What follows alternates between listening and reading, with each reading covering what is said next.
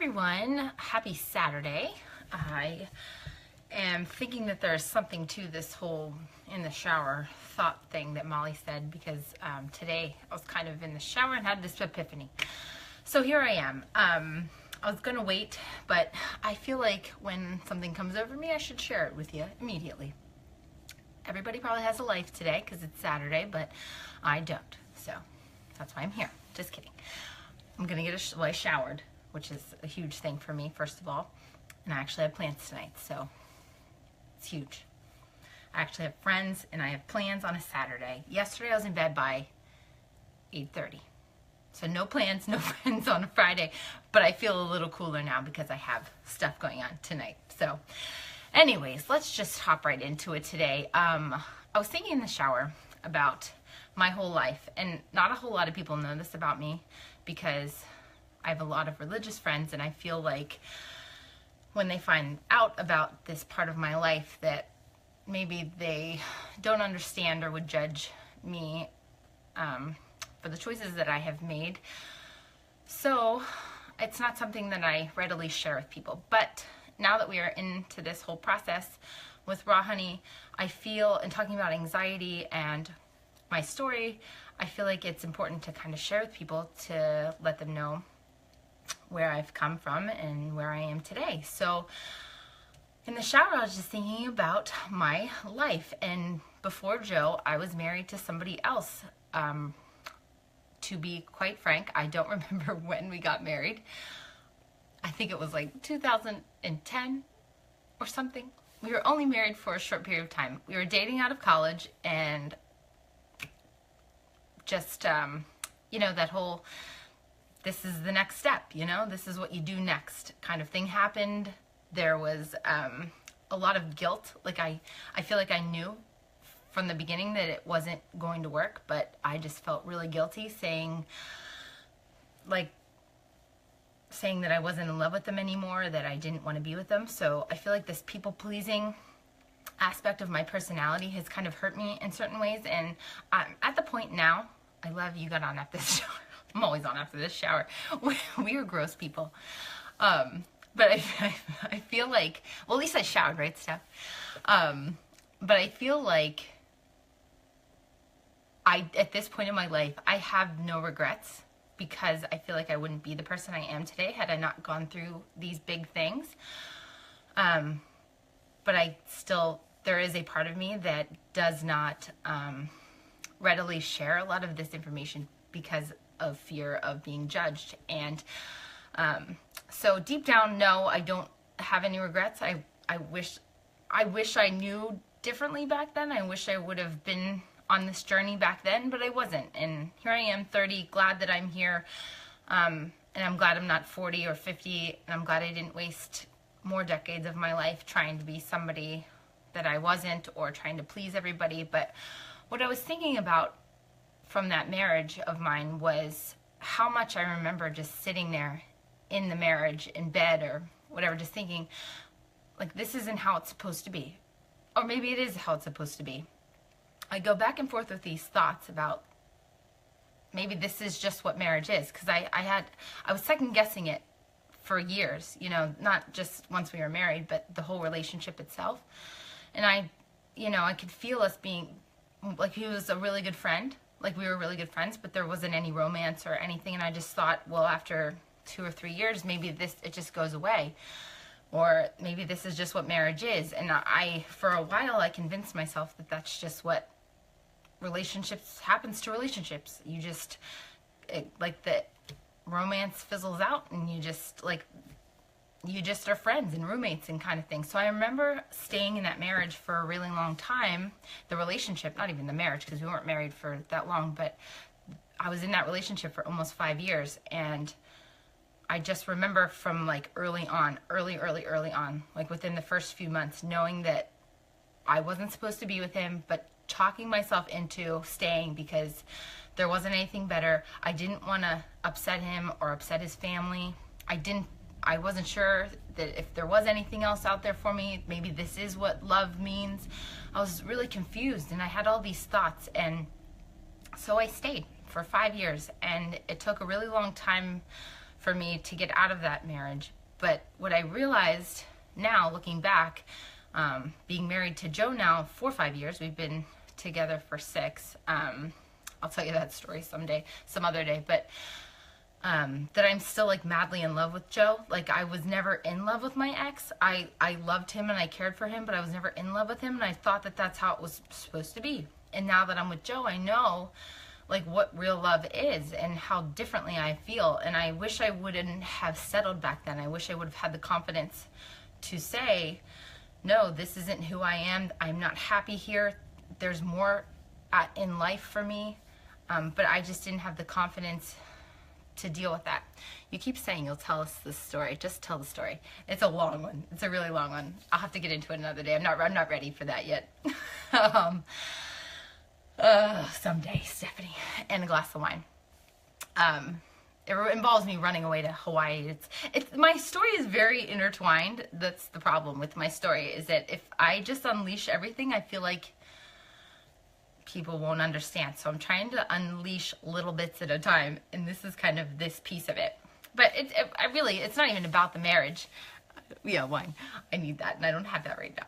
But it's not even about the marriage. It was just, I just remember the thought process in that moment. I was thinking, this is how love is. Maybe this is how it's supposed to be. Maybe I just have too high of expectations for this. Maybe it's me. Maybe I don't know. I just had all these negative thoughts around it. And looking back, I should have trusted my gut, and I didn't in those moments. I didn't honor my feelings, because my feelings were really valid back then, but in the moment, I was too worried about getting out of the relationship and hurting him. So fast forward to when I became a mom, and I had all of these rage issues whenever I had Caroline. I had all of these thoughts going on in my head again. Like, I would be ragey and out of control, and I just thought, well, this is who I am. You know, like, every thought would go through my head. You're just not a good person. Like, almost everything that everybody had ever told me negative about myself came up that year, and I sat in it and I thought, they were right. Like, I am this raging, crazy person. This is just the real me. Like, I thought in those moments that, like, I knew in my gut that wasn't me, but my head kept telling me something else. And again, I wish I would have trusted my gut sooner, because just like I had stayed in the relationship too long when I knew full well that it wasn't healthy for me, and it wasn't, not that it wasn't healthy, because we were, just that it wasn't right. I stayed in that like darkness for a really long time with Caroline, and I wish I would have gotten help sooner. But this is really hard for me to talk about. Sorry if I'm super nervous today. It's just hard because I lived in this like state of darkness and like anger for a really long time with Caroline, and I feel really badly about it. You know, I wish I would have trusted my gut back then. I wish I would have known that I was better than I was not who I was in those moments. That I wasn't this ragey person. I wasn't a crazy person. I was just struggling with stuff that was kind of beyond my control at the moment. I didn't have the tools that I have now. And I wanted to share these stories with you guys today because I feel like it's important to understand that when you're going through moments, like big moments like this, like whether it's a relationship or you have your first kid and you are questioning, your mind is questioning things, but your gut is saying something else. I really think that, and maybe Stephanie can help me out here, but I really think there's value to what your gut is saying. I feel like your thoughts get you down this path that leads you nowhere, because I knew in my heart I wasn't this ragey person, but my thoughts were lying to me in those moments, saying, you're not a good mom, you're not a good wife, you're losing control, you shouldn't have become a mom. All of these thoughts, and it's like, I didn't realize what anxiety was. I couldn't call my feelings what they were in those moments. So I see these moms who are dealing with anxiety and rage specifically, and they kind of sit in this just thinking that this is how it is and that this is how it's going to be until the kids grow up, or until you know, the external world around them changes. And I don't want people to do that. I feel like if you recognize something is not right, I feel like you know in your gut that something is off, and you should take action on it immediately. Like the rage and being an angry mom, and it goes the same with relationships. If you're questioning yourself every day on big things like a relationship, a job, being like dealing with the rage and anxiety, if you're questioning yourself every single day, wondering, is this me? Is this for me? Am I happy here? Am I able to be happy in this? And you're constantly hitting a wall and the answer is no. I feel like you need to make steps to get out of that. I wish I would have had somebody around me before telling me that I just didn't have the best role model, not the best role models growing up. I just didn't feel like I felt like everybody in my life was going through their own thing, and nobody was kind of available to me in those moments to kind of guide me. And I feel like nobody really knew what was going on when I was ragey. Like I almost had the feeling like other people, and maybe this is just my brain, but you know, I remember my husband looking at me in those moments, and I remember feeling like, okay, this is just me. Like nobody saw my behavior and thought there's something deeper going on with Julie. Like nobody, like I remember one day like laying on the floor like sobbing in a really like hysterical kind of way, and like my husband just kind of got up and left, and like almost like I was having a temper tantrum. And it was kind of like a cry for help in those moments, because I was having this conversation with Molly the other day. At what point in time do people start to take you seriously? And if you can't even decide for yourself what it is you're going through, how can other people like help you? Like how was Joe, if I couldn't even label what I was going through was anxiety and just some really big, like, I don't even know what all the, it could have been OCD. Steph and I were talking yesterday about some of the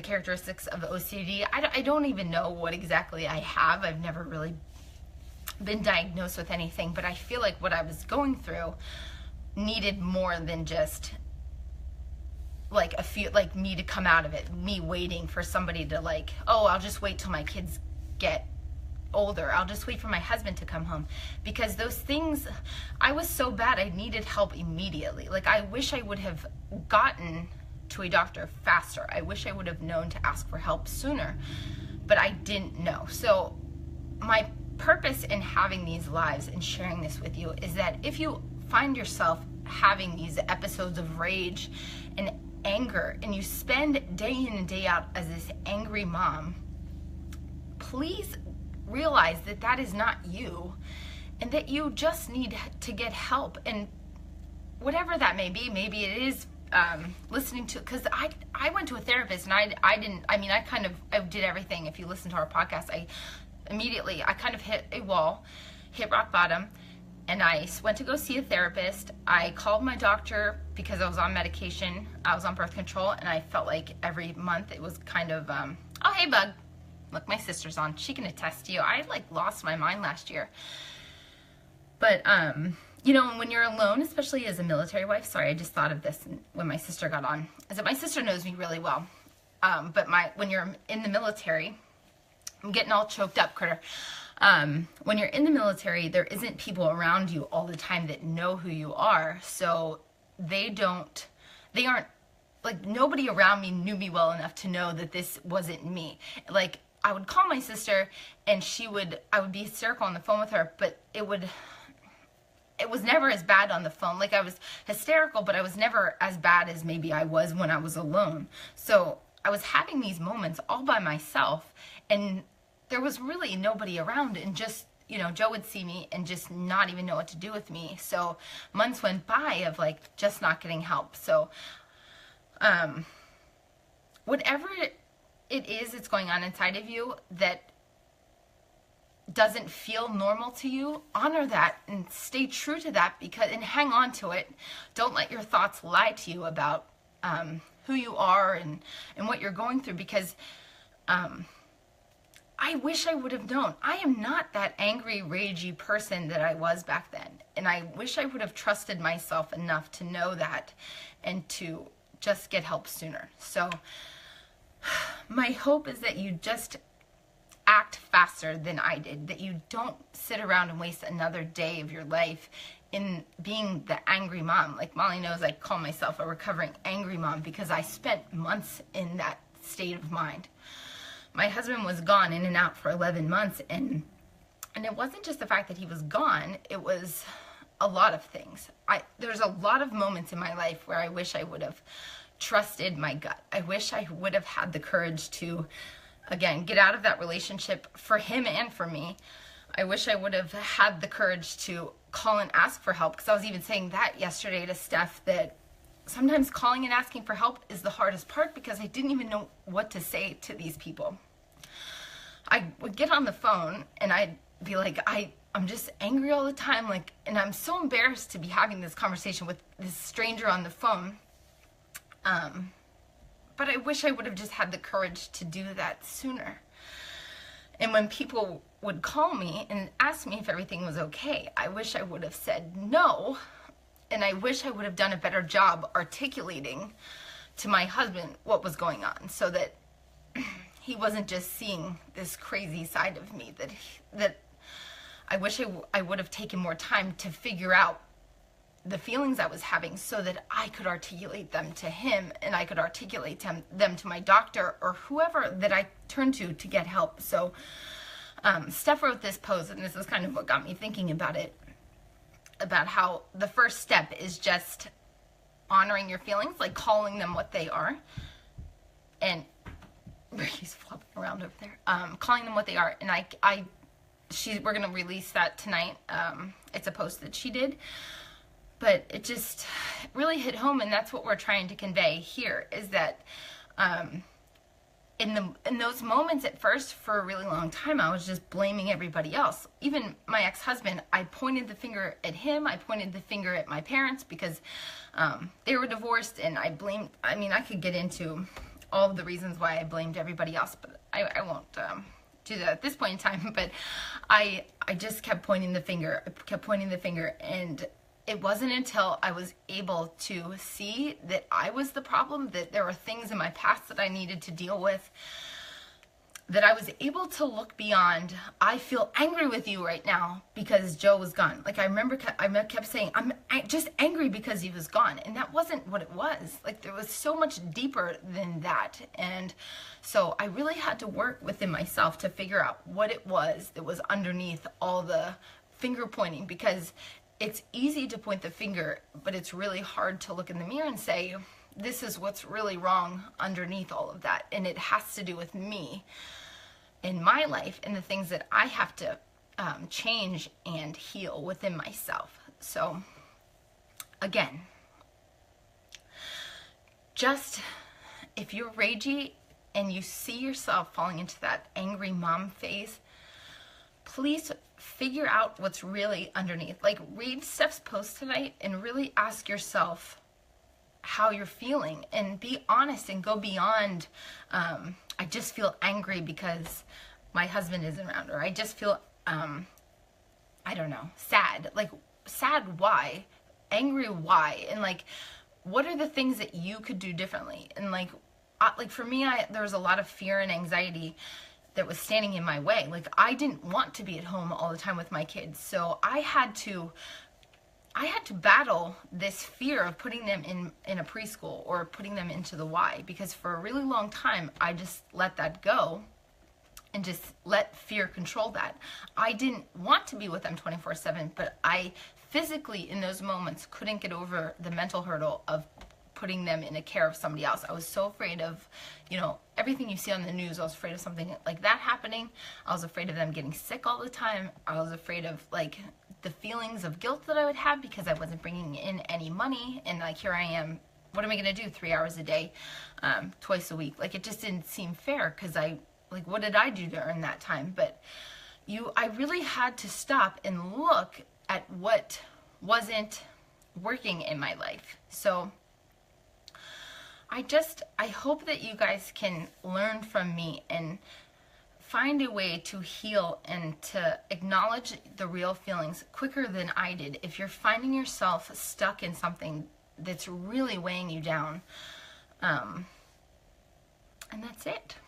I'm sorry I'm not very funny today, but I just felt like I feel like I really wanted to share those things with you, because I don't think we should ever suffer. I don't think you should ever stay in a relationship that doesn't bring you joy. I don't think you should ever waste time at a job that doesn't fulfill you. Or, I mean, we all hated our jobs at one point or another, but you know, there were jobs that just like, I worked like 60, 70 hours a week, and I hated it. I wish I would have like honored my gut. I wish I would have followed my gut in those moments. And again, with being a second time mom for the first time, I wish I would have honored my gut and knew that this wasn't me, that the rage wasn't me, that angry mom wasn't me.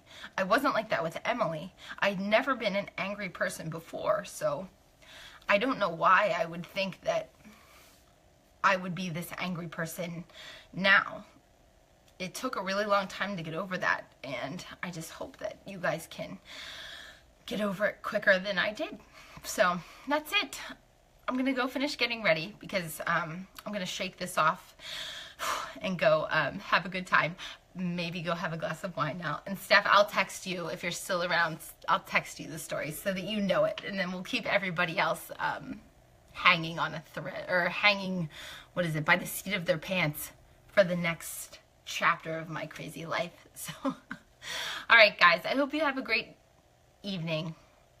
And I hope this helps somebody. I really do.